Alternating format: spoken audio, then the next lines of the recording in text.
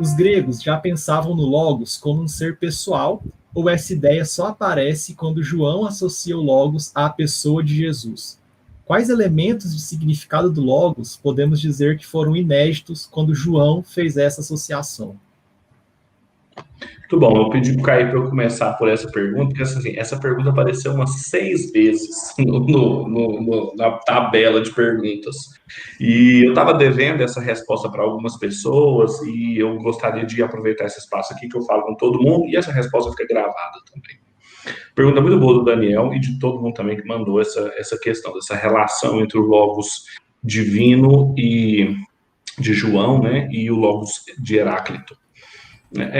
Essa associação entre os dois é uma associação de difícil feitura por alguns aspectos que eu queria argumentar com vocês, aspectos históricos, exegéticos e filosóficos. Eu vou seguir presbiterianamente assim cada um dos 3 pontos. Historicamente, quando a gente vai estudar uma língua, tem pelo menos 2 formas de a gente fazer isso, de maneira sincrônica ou diacrônica, né? Ou seja, a gente estuda durante aquele período, né, de maneira sincronos, né, durante aquele período, e diacrônica ao longo do tempo, como que aquele vocabulário, aquele idioma, aqueles conceitos foram sendo modificados.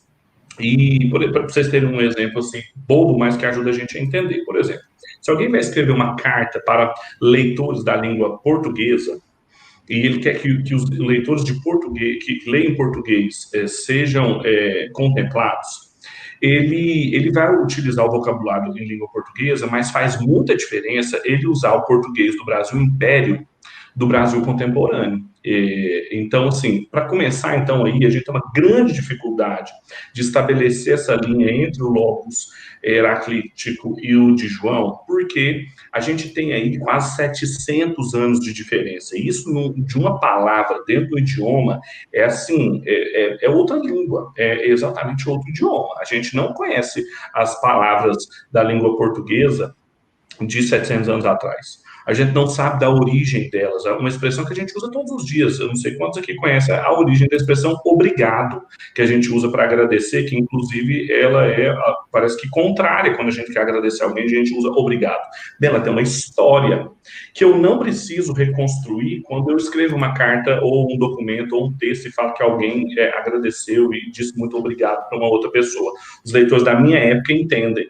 Mas e os leitores de 500 anos depois ou de 500 anos antes? Então, essa é uma dificuldade meio geral. Eu ainda não entrei propriamente dito na questão de João, mas é uma dificuldade geral, por quê? Porque a pergunta que resta é como saber se João estava, então, falando desse Logos ou não, já que tem essa dificuldade tão grande, se o João fez uma leitura muito mais sincrônica ou diacrônica. E toda língua deve ser estudada das duas maneiras. Bem, aí entram, então, as questões exegéticas. Posto essas dificuldades históricas que nós temos, quem lê inglês, por exemplo, não lê o inglês medieval, quem lê português não lê o português medieval e assim por diante. Os leitores de João não liam o grego clássico. O Gerson pode falar mais sobre isso, assim, mas as questões exegéticas para a gente saber, responder como sabemos se ele usou ou não, envolvem todo o trabalho de hermenêutica, de exegese, de saber sobre o texto, o contexto, o autor, a teologia bíblica por trás, o que isso significa, pensando em cada um deles. Por exemplo, o texto. O texto grego, ele realmente foi escrito em grego, mas assim, o koiné não é o grego clássico. Quem lê Koiné não lê os diálogos do Platão. O vocabulário é outro, as estruturas são outras. Assim, a grafia é a mesma, o alfabeto é o mesmo, mas os usos, e talvez essa é uma das contribuições do segundo Wittgenstein, que o professor Gerson mostrou, os usos de uma linguagem, determinado jogo de linguagem é fundamental para a gente entender como que aquele vocabulário está sendo utilizado ou não. Além disso, quando a gente pensa nos autores bíblicos, estatisticamente falando, eles não eram, nenhum deles, com raras exceções, desculpa, metade deles, alfabetizados quase. Eles se valeram muito do trabalho de amanuenses, né, copistas, escritores juntos, porque não tinham erudição. É muito diferente o discurso joanino de um pescador, discípulo de Jesus, e do apóstolo Paulo em Atenas. É claro que tem grandes diferenças. E isso nos mostra e nos leva diretamente ao contexto, a quem que ele escrevia. O contexto dele não era, por exemplo, de Filo de Alexandria, que apesar de estar muito próximo do apóstolo João, e isso significa que era possível sim utilizar o logos dos filósofos na época do João. Não estou dizendo que não poderia ser. Não estou dizendo que é o caso do livro de João. Por quê? Porque o contexto dele não são os filósofos, não é Filo, o contexto dele não é gnóstico, como defendeu por muito tempo Rudolf Bultmann. E quando, na década de 40 e 50, descobriram os manuscritos do Mar Morto, essa interpretação caiu por terra. Por quê? Porque o contexto dele é formado por alguns pontos. O helenismo tardio, os essênios, a comunidade essênica, principalmente em Qumran, e o judaísmo do Segundo Templo. Sem entender esses 3 pontos aqui, a gente não entende o Novo Testamento. O helenismo tardio, para começar, e para deixar bem claro isso, ele é radicalmente oposto aos escritos filosóficos.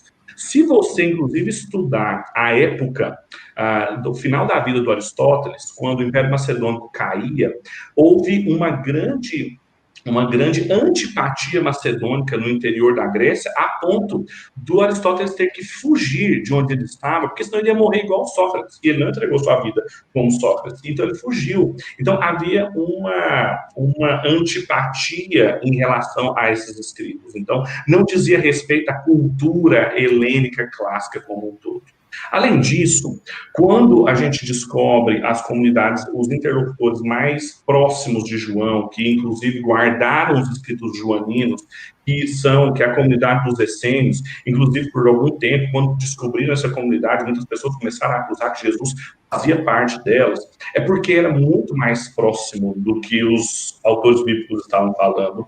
Os essênios, basicamente, era uma comunidade apocalíptica messiânica.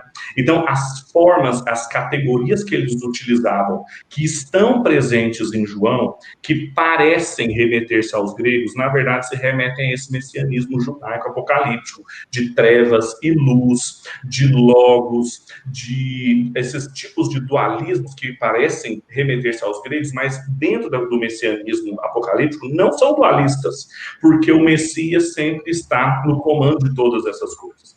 Isso, apesar de ter ficado evidente na década de 40 e 50 no interior da exegese, já tinham filósofos no começo do século XX, 1920, 1930, que já estavam defendendo isso, por exemplo, Walter Benjamin, Gerson Scholem, que eram filósofos de tradição judaica, todos os filósofos de tradição judaica, eles estavam defendendo essa reapropriação do apóstolo Paulo, por exemplo, que era o grande objeto deles, de um contexto judaico e não grego. Por quê? Porque, tradicionalmente, quem interpretou o Novo Testamento em diálogo com os gregos foi a teologia alemã liberal, principalmente a escola de Tübingen, que foi muito influenciada por Hegel, hegelianismo, que é uma espécie de desdobramento bem amadurecido ou levado às últimas consequências de uma ontologia platônica, e que aplicou ao texto bíblico essas dimensões e fez com que a gente começasse a encontrar ali o que o texto não dizia. E isso já tinha sido criticado. O próprio Nietzsche criticou isso, e criticou esse espírito da exegese de Tübingen, que perdurou por muitos anos, até nesse contexto mais recente, 1940, 1950, e se tornasse quase que um truísmo. E aí entra, por exemplo, a teologia bíblica por trás. Por que João está escrevendo isso? Qual que é a teologia bíblica por trás? O contexto, então, os seus interlocutores, a quem ele se dirige, não são os gregos, é uma comunidade essênica, a continuidade clara que existe no texto bíblico referindo-se à Gênesis, do princípio, ao verbo, ao discurso, que diz muito mais respeito à imagem da sabedoria de Provérbios 8. Então, isso, depois da década de 40, ficou amplamente documentado. Isso não é uma conversa, às vezes você pensa assim, o Pedro está falando isso tudo que ele é reformado. Não. Basta você ler um comentário que está ao nosso alcance, que é justamente um comentário bíblico bem diferente, que ele é histórico-cultural, ele é só sobre isso, que é o do Craig Keener, que é um teólogo pentecostal. Ele vai explicar essas diferenças, vai dizer que o logos joanino não é o mesmo logos do Filo, por exemplo. Você pode pegar o N.T. Wright, talvez uma das únicas e grandes contribuições do Wright, porque eu não concordo com o que ele faz com a doutrina da justificação, mas a recuperação e a ênfase que ele dá dentro dos escritos do apóstolo Paulo para o segundo templo, para o contexto judaico, ao invés desse contexto mais distante grego, é muito importante também. E a gente pode pensar isso também dentro dos católicos, o Raymond Brown, por exemplo, que nem é tão conservador assim, ele vai defender a mesma coisa. Então, assim, o que eu quis mostrar em tudo isso é que é muito difícil a gente sustentar essa leitura, por questões históricas, por questões exegéticas. Eu brinquei até com um estudante, amigo meu aqui, eu falei assim, olha, eu nunca vi um exegeta sério falar sobre isso, e fica parecendo que quem defende não é sério. Mas, por exemplo, isso envolve a autoria do evangelho. Geralmente, quem ainda defende isso hoje em dia, não acredita que João foi escrito pelo apóstolo João, foi escrito para a comunidade joanina. Aí é um texto mais distante, do século III, II. E o que significa? Que o gnosticismo, aí sim, ele já existia, muito mais forte, que João estava escrevendo para eles. Mas, assim, para a gente precisar, para sustentar isso, recortados o autor bíblico, o texto bíblico, me parece um preço muito caro para a gente sustentar essa leitura. Que muitas vezes a tentação dessa leitura se deu porque muitas vezes ela dizia respeito a um diálogo com a cultura. A gente lia isso, nós está vendo, o evangelista começou falando dos logos para mostrar dos gregos, e a pergunta do Daniel, né, agora voltando mais propriamente para a pergunta, para ter diálogo com eles, para mostrar diálogo, para mostrar antíteses, mas assim, não era questão de João. Não é que a gente não possa falar que existe esse diálogo e que ele aparece em outros lugares na Bíblia. Por exemplo, o apóstolo Paulo em Atenas, é óbvio. Mas veja, quando ele estava falando aos epicureus, ele cita epicureus. Quando ele fala aos históricos, ele cita históricos. Ele não cita os pré-socráticos. Ele não cita Platão. Porque é muito diferente, gente. É muito diferente. É muito possível que essas pessoas nem conheciam. O que sobrou para nós foram fragmentos do Heráclito. Nós sabemos pouquíssimo sobre isso. Então, em tudo isso, eu quero mostrar para vocês que, historicamente, exegeticamente, mas para terminar, filosoficamente, é muito difícil reconstruir ou fazer essa síntese, porque são coisas muito diferentes, muito diferentes. O judaísmo do Segundo Templo, a comunidade essênica de Qumran e assim por diante, ela não diz respeito a esses problemas, que eram os problemas do Heráclito. Então, são problemas muito distintos. E aqui entra a pergunta se não é ingenuidade nossa, e a gente entender tudo mais isso, e também ou perguntar-se da agenda das pessoas que têm sustentado isso. Existem autores, bons autores, que sustentam uma síntese de filosofia grega com filosofia cristã, com Bíblia, né? Por exemplo, a ortodoxia radical de John Milbank, ou até mesmo a síntese cristã platônica do Hans Borsman, e assim por diante. Eles têm uma agenda, eles têm alvos para criticar, uma leitura muito criticista da Bíblia, muito literalista da Bíblia, muito racionalista, e que para isso eles abriram mão de uma tradição de Antioquia, por exemplo, na história da hermenêutica, uma tradição mais alegórica, para falar sobre a importância disso, etc. Ok, preciso fazer críticas mesmo aos excessos de uma tradição, às vezes, muito cognitivista, mas isso não significa necessariamente assumir uma virada linguístico-cultural sem precedentes. Essa eu acho que também é uma das grandes contribuições que o Kevin Van Hooser faz para localizar essas pessoas. E eu acho que o Gerson tem muito a contribuir com isso, porque o que a virada linguístico-cultural nos mostrou é que os jogos de linguagem, os usos de um vocabulário dizem respeito sempre a uma comunidade. Por isso, jogos de linguagem e virada linguístico-cultural. E quando isso acontece, o que nós temos é qual comunidade João estava, que ele era falante, de qual jogo linguístico ele era participante. Do helenismo tardio, que falava grego, mas era um outro grego, um grego totalmente misturado, um grego totalmente sintetizado, um judaísmo do Segundo Templo, não era o Templo de Salomão, era o Templo de Herodes, totalmente profanado, e também uma comunidade essênica, mística, cheia de oposições, mas que não fazia delas um dualismo, como acontecia dentro da filosofia grega e platônica. Então, esses são desafios a essa síntese, que precisa ser feita com muita cautela, que tem mais problemas do que soluções para dar no que diz respeito a diálogo missional, a diálogo com a cultura, etc. Os hebreus faziam isso. Existem textos clássicos contra isso, como Jeremias 29, por exemplo, ou o livro de Neemias, assim por diante, mas não era nessa chave da síntese. Então, essa era a minha grande preocupação. Não sei se o professor Gerson quer falar alguma coisa a respeito disso. Eu gostaria de primeiramente agradecer. Eu acho que a resposta já foi satisfatória, mas eu gostaria de dar uma contribuição na seguinte direção. Eu acho que uma parte da pergunta foi dizer quais são as diferenças. E eu acho que fica nítido também a não herança. Curioso que Pedro usou aí, eu acho que foi heraclitiana, eu acho, não. Heraclítica? Heraclítica é a expressão portuguesa.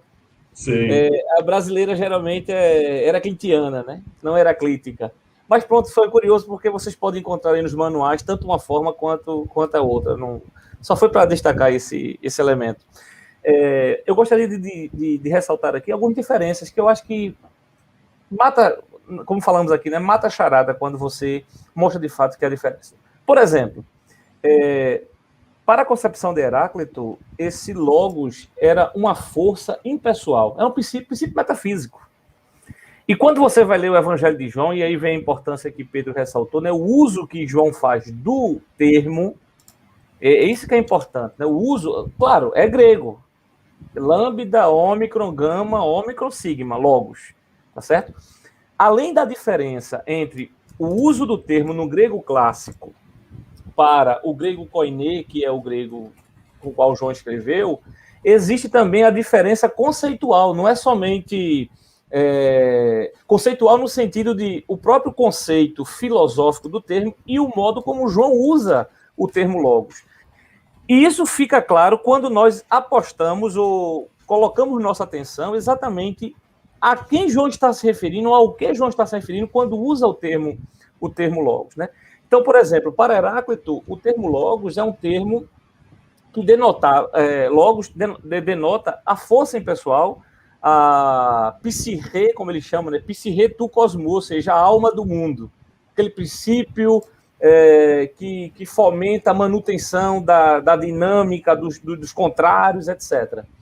E aí, João, quando escreve, João não tem a mínima concepção desse tipo de conceituação do logos, porque, por exemplo, para João, o logos é um ser pessoal. Não é uma força impessoal, é um ser pessoal.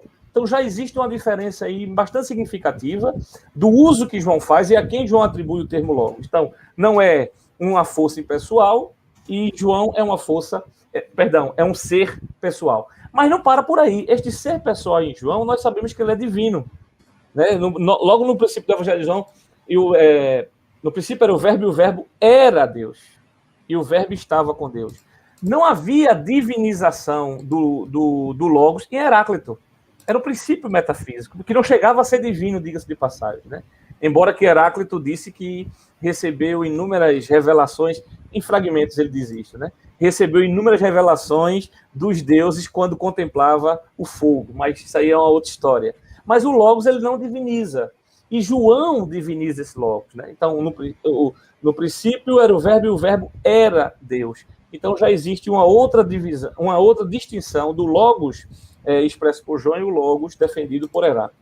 Uma terceira, e esse aqui para mim é o checkmate, o logos de Heráclito ainda estava, de certa forma, debaixo daquela dicotomia que é própria dos gregos, onde tudo aquilo que é imaterial é bom, tá certo? Espiritual, se vocês quiserem assim, melhor imaterial é bom, e tudo aquilo que é material é ruim, né? O dualismo grego, que vem antes de Platão, inclusive, né? Os poetas gregos já falavam deste dualismo, né? E João, no capítulo 1, versículo 14 do seu evangelho, diz algo acerca do logos, que qualquer grego da época de Heráclito que escutasse aquilo cairia duro para trás, morto. Tinha um infarto na hora. É que João diz que o verbo se fez carne. E não somente se fez carne, e habitou entre nós. E não somente habitou entre nós, e nós vimos a sua glória como a glória do unigênito do Pai. Então, o logos de João se fez carne, né? Na linguagem popular, tornou-se homem. se materializou, vamos dizer assim, né? Assumiu, mais corretamente, assumiu a natureza humana. E isto era um absurdo para qualquer grego na época do Heráclito. Então, mesmo o termo sendo termos iguais, mas existe uma diferença semântica, e essa introdução que o Pedro fez da análise sincrônica e análise diacrônica, ela é muito importante, porque, por exemplo, há usos em contextos específicos da mesma palavra que são diferentes. Vou dar um exemplo a vocês. Paulo, no capítulo 9 de Romanos, ele usa a mesma palavra, obviamente com as terminações diferentes, mas é a mesma raiz, para dizer coisas diferentes. Por exemplo, ele diz que nem todos de Israel são de fato israelita. Veja, eu tenho a mesma raiz da palavra Israel, israelita. Quando ele fala nem todos de Israel, ele está se referindo a Israel numa determinada dimensão. Nem todos de Israel são de fato israelita. Quando ele cita a segunda expressão israelita, ele não está falando do israelita enquanto meramente descendente. Está dando uma outra dimensão que somente o contexto e o uso do termo, por exemplo, no caso aí em Romanos capítulo 9, é que vai determinar o significado, embora a matriz da palavra seja a mesma. Encontramos isso, por exemplo, com a palavra sarx na Bíblia, que é a palavra carne. Ora significa carne humana, ora significa a pessoa enquanto indivíduo, ora significa o conjunto de alma e de corpo, ora significa a natureza pecaminosa dos seres humanos. Então, o contexto, o uso é que vai determinar isto. E se você faz, por exemplo, uma análise de fato, que é, inclusive, requisito para a exegese, fazer uma análise contextual do uso da palavra, essa questão diacrônica, essa questão sincrônica, ela é fundamental. Inclusive, só abrindo um parênteses aqui, fazendo já uma publicidade, né? Existe um material muito bom, eu nunca mais vi publicado, mas deve ter no mercado, é o DIT, que é o Dicionário Internacional de Teologia. E o DIT pega, pelo menos no Novo Testamento, ele pega as palavras fundamentais, inclusive uma das palavras é logos, e ele faz exatamente uma análise diacrônica da palavra. O que é que logos significava antes do grego clássico, se não me engano, o grego ático, não me recordo agora. Depois ele passa para o grego clássico, que é o grego dos filósofos. Depois ele passa para o grego koiné. Depois ele faz a leitura no grego bizantino e até o grego moderno. Então você tem uma linha, vamos dizer assim, a linha histórica do desenvolvimento semântico do termo logos. Mas ainda que nós não tivéssemos isto, eu acho que esse pano de fundo que Pedro abordou dos escritos joaninos, sobretudo do Evangelho de João, e o pano de fundo hebraico, João, lembre-se que João era um apóstolo, e esse pano de fundo hebraico de João, eu acho que nos dá assim, grandes direções, grandes flashes, para nós percebermos claramente que o que João entende por logos não tem nada e absolutamente nada a ver com o que Heráclito entendia como logos.